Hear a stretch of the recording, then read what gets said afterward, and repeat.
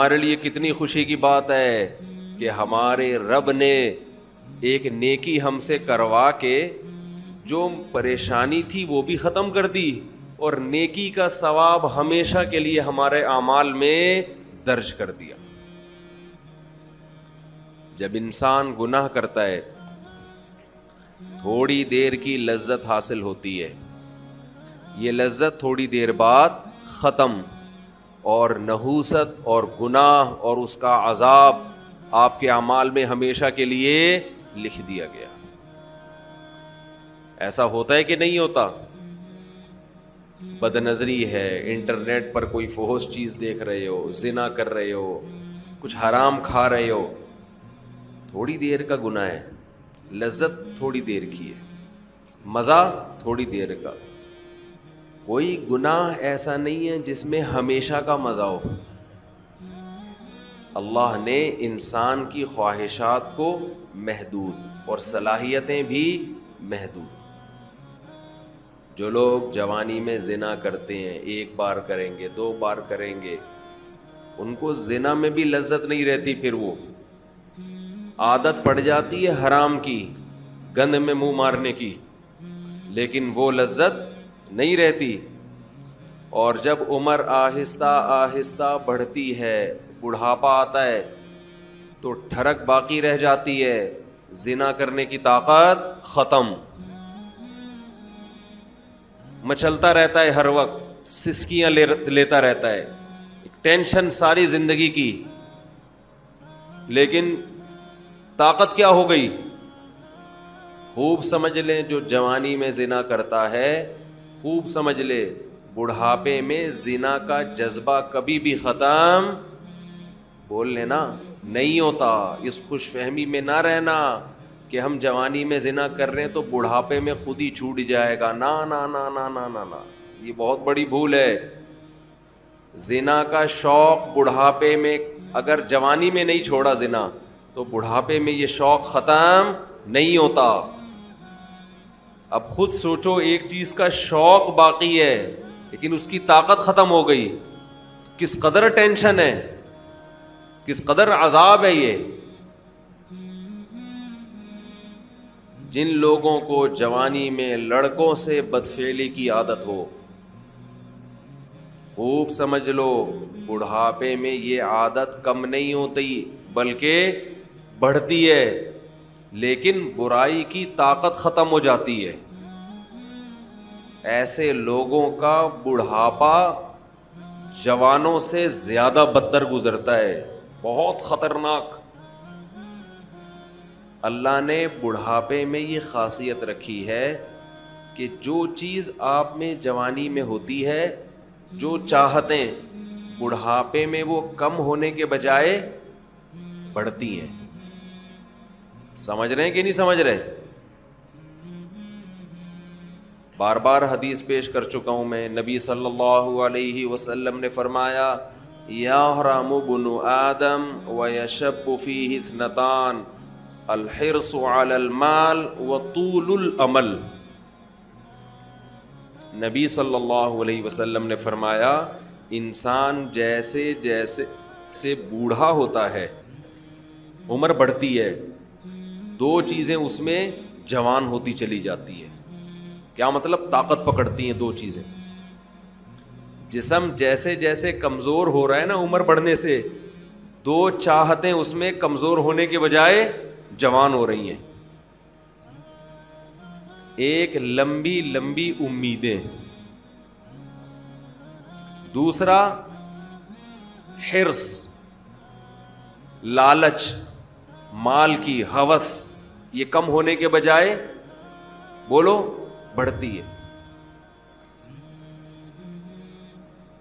پہلی بات تو یہ سمجھ لیں کہ نبی نے یہ نہیں فرمایا کہ انسان جیسے جیسے بوڑھا ہوتا ہے 2 چیزیں پیدا ہوتی ہیں, یہ نہیں فرمایا, بلکہ فرمایا 2 چیزیں, 2 برائیاں جوان ہوتی ہیں. جوان وہی چیز ہوتی ہے جو پہلے پیدا ہو چکی ہو. اس حدیث کا صاف مطلب ہے کہ جوانی میں اگر ان 2 چیزوں کو ختم کر دیا, برائیوں کو, تو پھر بڑھاپے میں یہ دو چیزیں جوان نہیں ہوتی. جب ہے ہی نہیں تو جوان کہاں سے ہوں گی؟ اور اگر جوانی میں ان دو برائیوں کو آپ نے ختم نہیں کیا تو اس امید پہ مت رہنا کہ جب بوڑھا ہو جاؤں گا تو یہ دو برائیاں مجھ سے ختم ہو جائیں گی. نہ نہ نہ نہ، بڑھاپے میں یہ بڑھیں گی. نہیں سمجھ میں آ رہی ہے، بہت مشکل ہو گیا سمجھانا.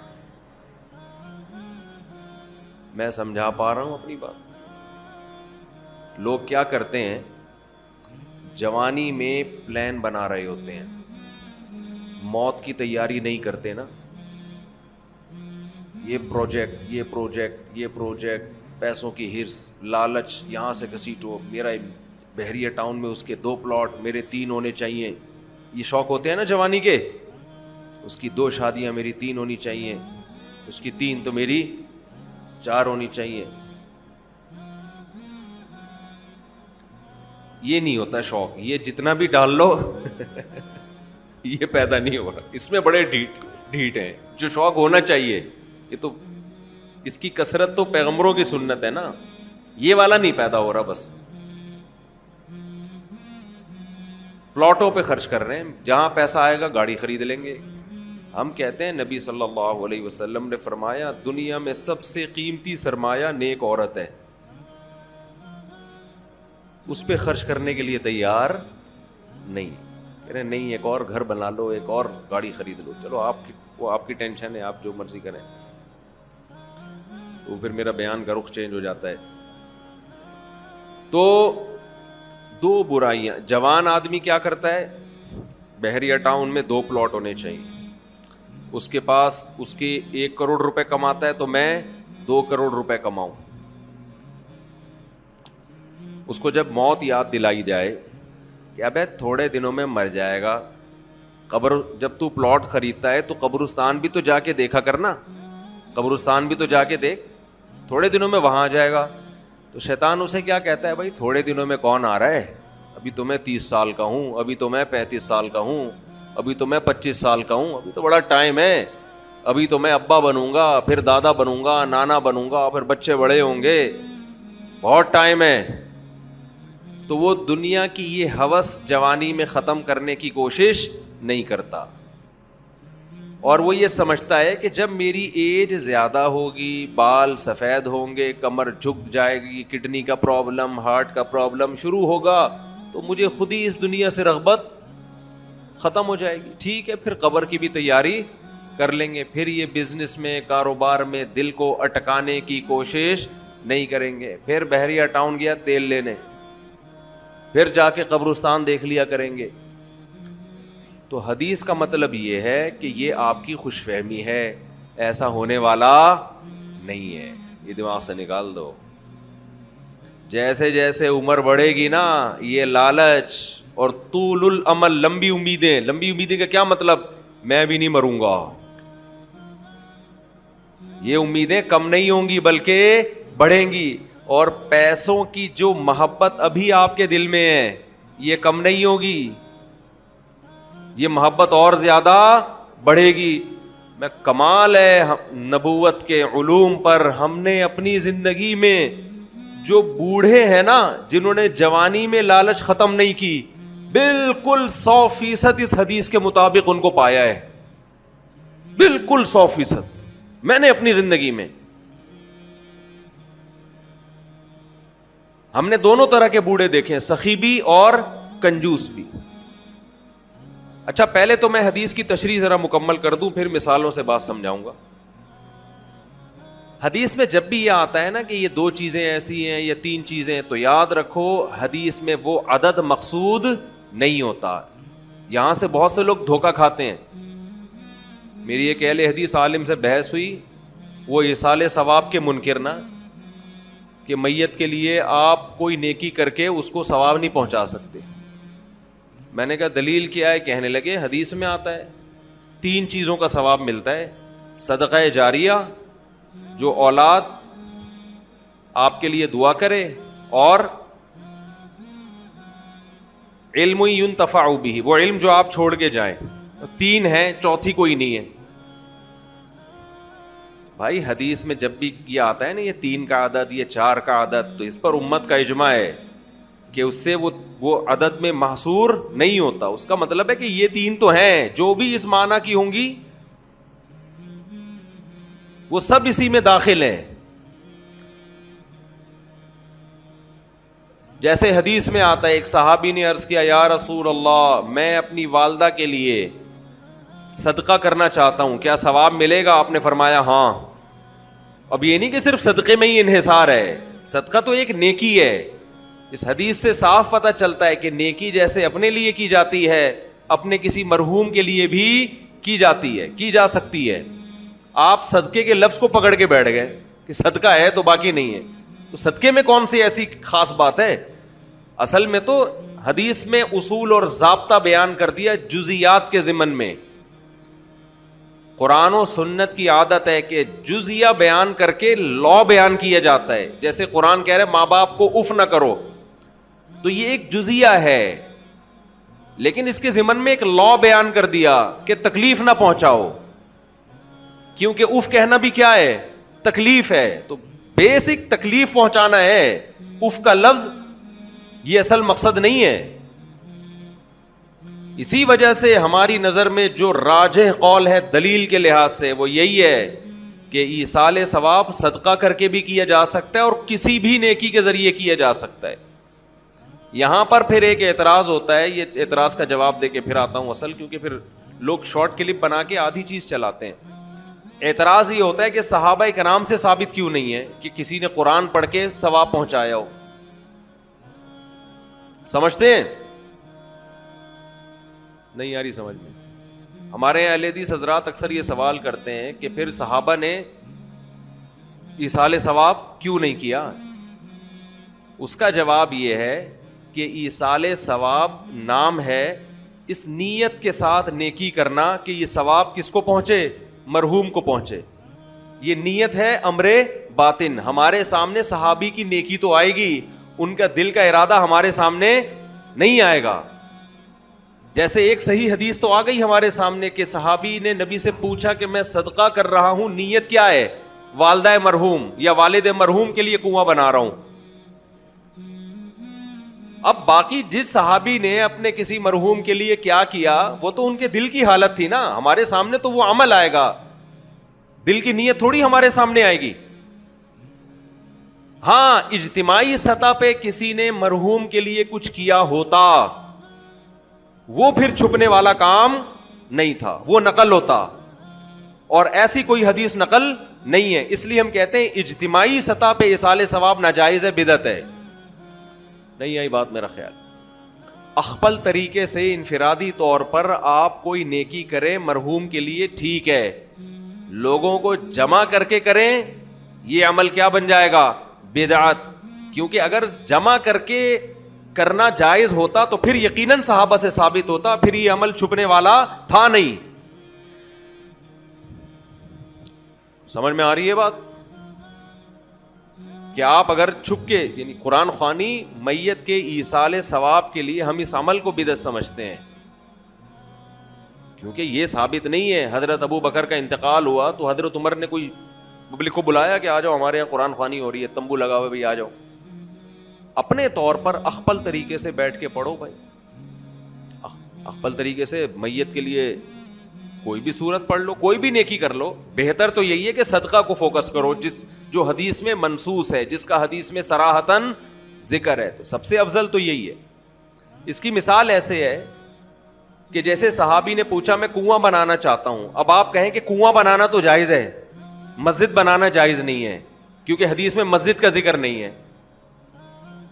تو بھائی کنواں بھی ایک نیکی ہے, مسجد بھی ایک نیکی ہے. تو جیسے کنواں بنانا جائز ہے تو سڑکیں بنانا بھی جائز ہے, مسجد بنانا بھی جائز ہے, سرائخ بنانا بھی جائز ہے, سبیل بنانا بھی جائز ہے. تو ایسے صدقے کے علاوہ بھی نیکی کیا ہے؟ جائز ہے. تو خیر یہ تو درمیان میں ایک مسئلہ آ گیا جو اصل موضوع میں لے کے چل رہا تھا, اب ہم اس کی طرف آتے ہیں. تو میں یہ عرض کر رہا تھا یہ جو حدیث میں آتا ہے نا کہ 2 برائیاں ایسی ہیں کہ جوانی میں اگر آپ نے ان کو ختم نہیں کیا تو بڑھاپے میں وہ برائیاں کم ہونے کے بجائے بڑھتی ہیں. تو اس سے مراد صرف 2 برائیاں نہیں ہیں, یہ 2 تو مثال بیان کی گئی ہے. مطلب یہ کہ انسان میں جتنی خواہشات ہیں, اگر جوانی میں ان خواہشات کو ختم نہیں کیا تو بڑھاپے میں وہ خواہشات کم نہیں ہوں گی بلکہ اور زیادہ بڑھ جائیں گی. لوگ کہتے ہیں بڑھاپے میں تو انسان کمزور ہو جاتا ہے تو خواہشات بڑھیں گی کیسے؟ او بھائی, خواہش کو پورا کرنے کی طاقت ہونا الگ چیز ہے, خواہش کا جذبہ پیدا ہونا الگ چیز ہے, طاقت نہیں ہوگی. صلی اللہ علیہ وسلم نے جو مثال دی ہے نا کہ 2 چیزیں جوان ہوتی ہیں, تو وہ 2 برائیوں سے مراد صرف 2 نہیں ہیں بلکہ جو بھی بری خواہشات ہیں بڑھاپے میں کم ہونے کے بجائے بڑھتی. اسی طرح اچھی خواہشات اگر جوانی میں اچھی عادتیں ہیں تو بڑھاپے میں وہ اچھی عادتیں کم ہونے کے بجائے جوان ہوتی. اگر آپ کو جوانی میں اللہ سے محبت ہے, بڑھاپے میں یہ محبت اور زیادہ بڑھ جائے گی. جوانی میں دنیا کو مسافر خانہ سمجھتے ہو, دل نہیں لگاتے, بڑھاپے میں بالکل لفٹ کرانا چھوڑ دو. ہم نے دونوں طرح کے بوڑھے دیکھے ہیں, سخی بھی اور کنجوس بھی. جو سخی ہوتے ہیں وہ بہت سخی ہوتے ہیں کیونکہ وہ جوانی میں سخی ہوتے ہیں نا, تو یہ سخاوت بڑھاپے میں ان کی بہت زیادہ بولو بڑھ جاتی. پھر وہ جاگیروں سے دل لگانا بالکل چھوڑ دیتے ہیں, بالکل چھوڑ دیتے ہیں.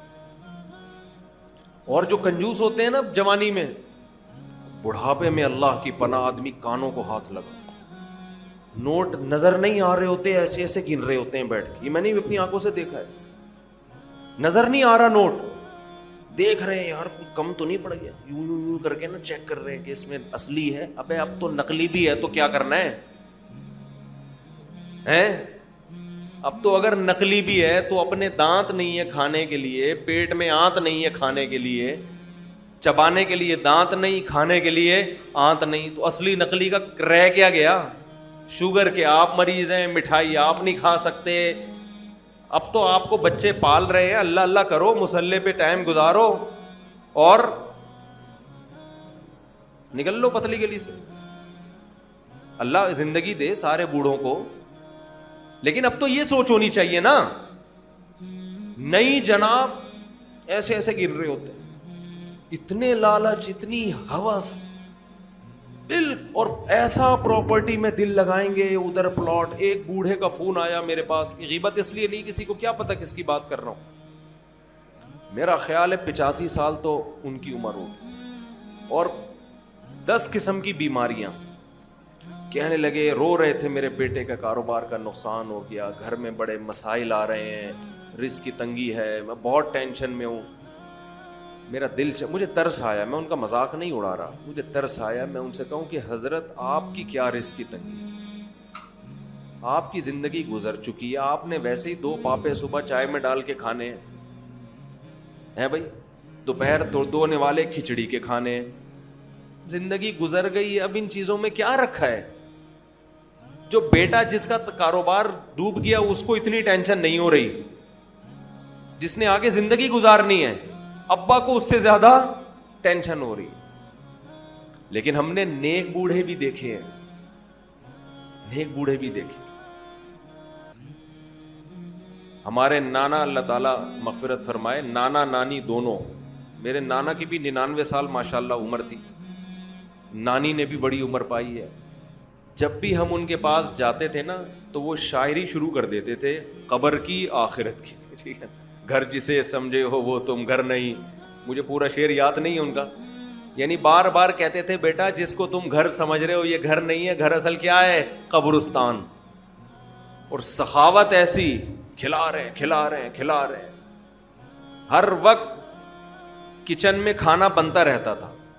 مسجد کے امام بھی تھے ہمارے نانا, تو جو گلی محلے میں جا رہا ہے نا اس کو بلایا, ادھر آ بیٹھ. گھر والوں کو ٹینشن دی ہوئی تھی, کھانا لے کر آؤ اس کے لیے. تو گھر والے بھی تنگ آ گئے تھے.